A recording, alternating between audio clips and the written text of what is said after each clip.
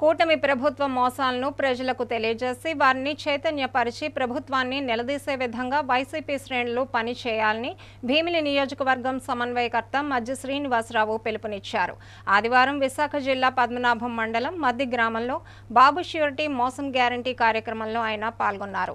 ఈ సందర్భంగా ఆయన మాట్లాడుతూ ఎన్నికలకు ముందు అమలు కాని హామీలను ఇచ్చి అధికారంలోకి వచ్చిన తర్వాత వాటిని తుంగలోకి తొక్కారన్నారు. P4 అని చెప్పి ఉపాధ్యాయులు ఒక్కో బంగారు కుటుంబాన్ని దత్తత తీసుకోవాలంటూ జీవో విడుదల చేశారని, ఉపాధ్యాయులు తిరుగుబాటు చేయడంతో ఆ జీవోను వెనక్కి తీసుకున్నారన్నారు. కొత్త పింఛన్ల కోసం వేలాది మంది అర్హులు ఎదురు చూస్తున్నా మంజూరు చేయడం లేదన్నారు. రాష్ట్రంలో పాలన గాడి తప్పిందని, అన్ని వర్గాల ప్రజలను చంద్రబాబు మోసం చేస్తూ పాలన సాగిస్తున్నారని విమర్శించారు. ప్రభుత్వ వైఫల్యాలను ప్రజలకు తెలియజెప్పాలని కార్యకర్తలకు పిలుపునిచ్చారు. ఈ కార్యక్రమంలో వైసీపీ నాయకులు, కార్యకర్తలు పాల్గొన్నారు.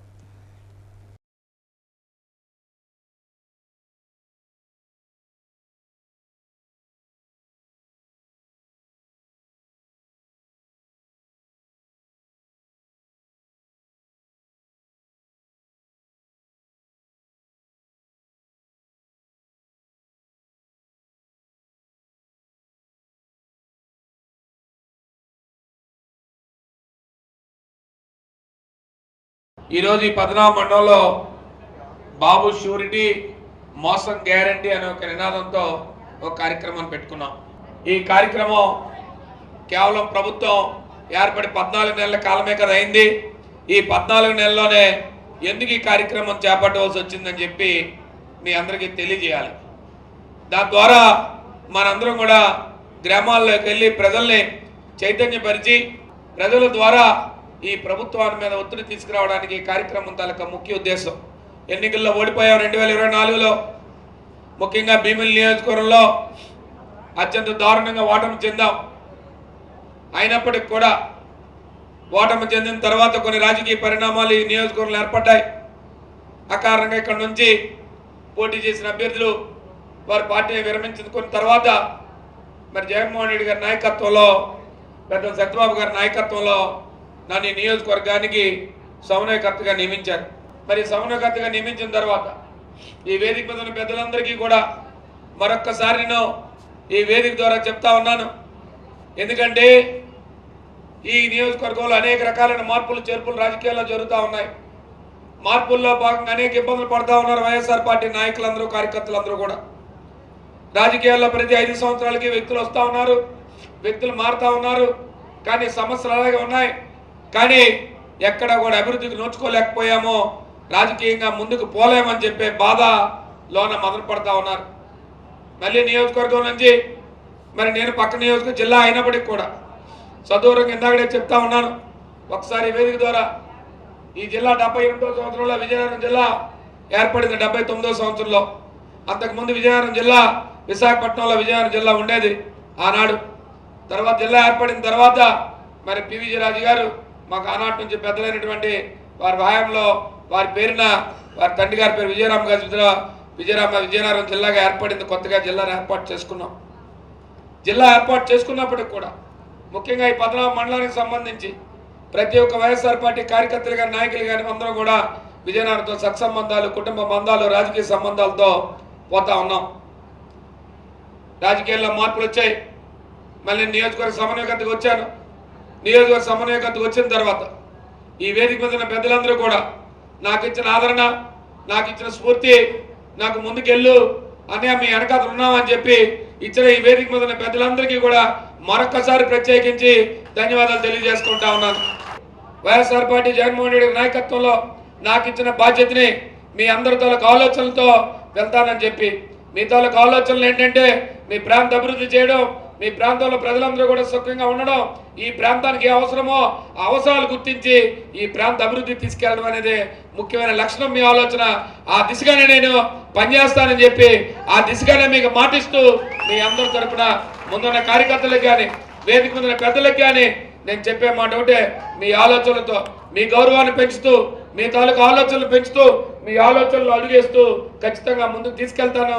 ఈ భగవంతుడి ఆశీస్సులతో, ఆ ప్రజల అభిమానంతో, వైఎస్ఆర్ పార్టీ కార్యకర్తలు, నాయకుల తాలూకు ఆలోచనలతో ఈ నియోజకవర్గంలో రాబోయే కాలంలో జరిగిన మంచిని, ఈ ప్రాంత మంచి కోసం, ఈ ప్రాంత ప్రజల మంచి కోసం ఆలోచనలతో ఉంటామని చెప్పి మొక్కగా మాటిస్తూ నేను ఈ కార్యక్రమంలో పోతా ఉన్నాను.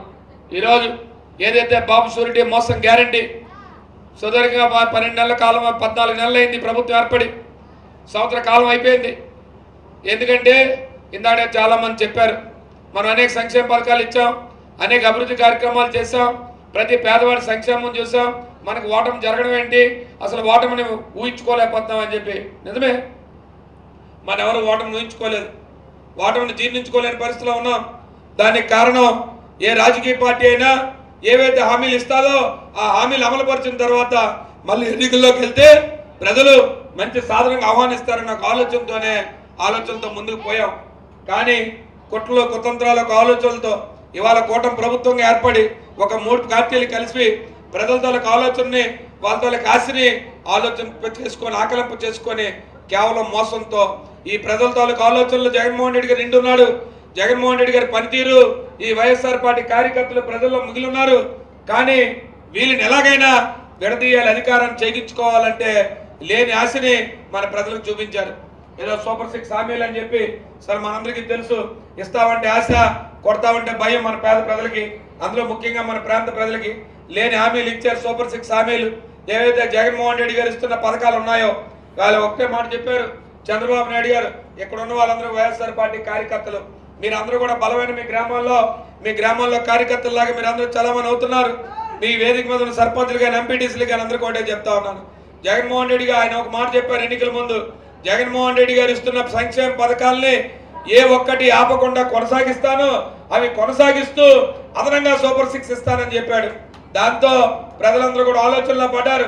అమ్మో, జగనన్నకి ఇచ్చిన కార్యక్రమాలను ఇస్తారు అంటే మళ్ళీ మనకు అమ్మఒడి వస్తుంది, మళ్ళీ రైతు భరోసా వస్తుంది, మన పిల్లలు బాగా చదువుకుంటారు, మన పిల్లలకు మంచి వైద్యం వస్తుంది, మన ఇంటికి పెన్షన్లు వస్తాయి, మళ్ళీ మన ఇంటికి అన్ని కార్యక్రమాలు కూడా మనకి మంచి వైద్యం అందుతుందని ఆలోచన చేశారు ప్రజలందరూ కూడా.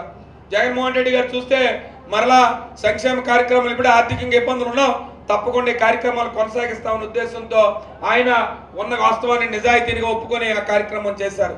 కానీ వీరేం చేశారు, లేనివి ఉన్నట్టుగా చెప్పి చేయలేనివి చేసినట్టుగా చెప్పి అలాగని ఇవాళ ఈ రాష్ట్రంలో సుమారు 1,70,000 కోట్ల రూపాయల అప్పును తీసుకొచ్చారు ఈ 14 నెలల కాలంగా.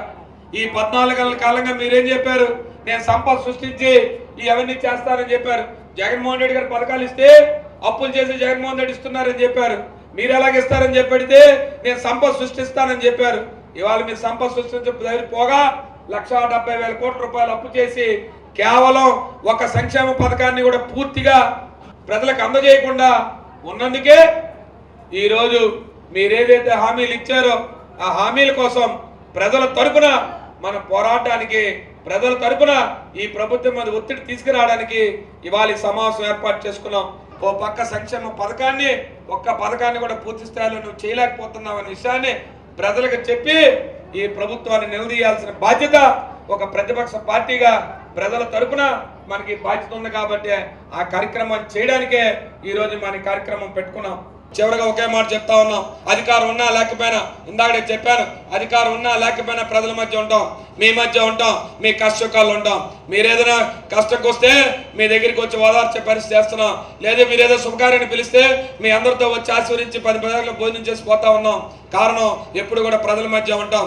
ఈ వేదిక ద్వారా చెప్తా ఉన్నాను, నేను కానీ ఈ వేదిక మీద పెద్దలు కానీ ఈ పద్మనాభ మండల వైఎస్ఆర్ పార్టీ కార్యకర్తలు, నాయకులకి, ప్రజలకి మీ ద్వారా తెలియజేస్తా ఉన్నా, ఏ అర్ధరాత్రి అయినా అపరాత్రి అయినా, ఏ కష్టం వచ్చినా, ఇబ్బంది వచ్చినా వైఎస్ఆర్ పార్టీ కార్యకర్త ప్రతి ఒక్కరికి కూడా ఎప్పుడు కూడా ఈ జనసేన అందుబాటులో ఉంటాడని చెప్పి మీ అందరికీ తెలియజేసుకుంటూ నాకు ఈ అవకాశం ఇచ్చిన పెద్దలందరికీ కూడా పేరు పేరున ప్రత్యేకించి ప్రతి ఒక్కరికి కూడా ధన్యవాదాలు తెలియజేస్తూ నాకు ఇంత స్వాగతం పలికిన ముఖ్యంగా మధ్య గ్రామ ప్రజలకు కానీ పెద్దలకు కానీ ప్రతి ఒక్కరికి కూడా పేరు పేరున ధన్యవాదాలు తెలియజేసుకుంటూ సెలవు తీసుకుంటా ఉన్నాను.